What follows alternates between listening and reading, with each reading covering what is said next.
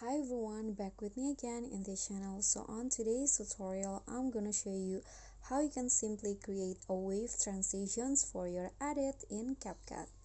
So first, you just need to import your clips, then click on the transition box in between the clips. Choose blur.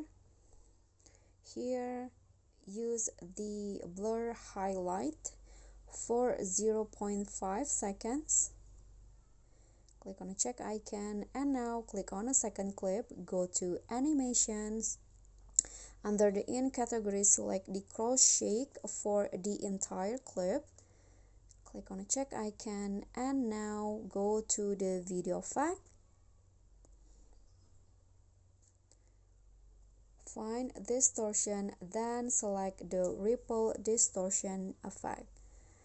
Just sharpen and blur in the effect to 0. Now go back and put the effect for the entire second clip. If you have more than 2 clips, you can just repeat the steps for the next clips.